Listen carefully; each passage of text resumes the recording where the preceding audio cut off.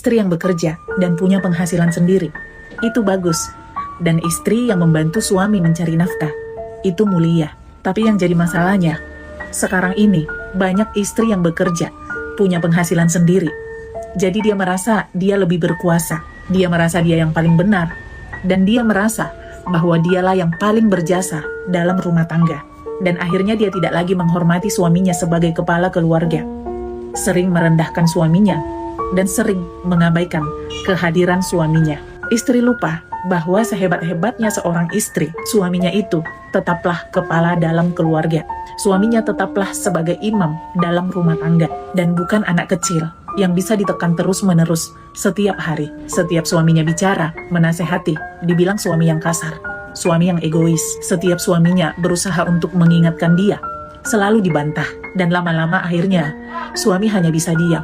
Bukan karena suami kalah, tapi suami berpikir bahwa bicara sekalipun tidak ada gunanya. Bahkan ketika dia dengan niat baiknya menasehati istrinya, sering sekali menjadi berujung pertengkaran. Dan hal seperti inilah menjadi salah satu faktor terbesar, sering sekali membuat keutuhan rumah tangga itu akhirnya retak.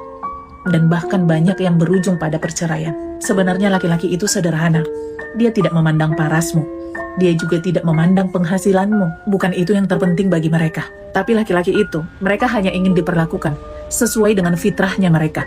Dilayani, dihormati, dihargai setiap pemberiannya. Tapi kalau setiap hari suamimu kamu patahkan wibawanya, direndahkan pendapatnya, dan ditertawakan usahanya, maka jangan salahkan laki-laki jika akhirnya nanti hatinya hambar duluan sebelum kakinya melangkah keluar rumah. Perlu untuk dipahami bahwa laki-laki, seperti apapun keadaannya, mereka itu tetaplah kepala, dan mereka itu tetaplah pemimpin dalam rumah tangga.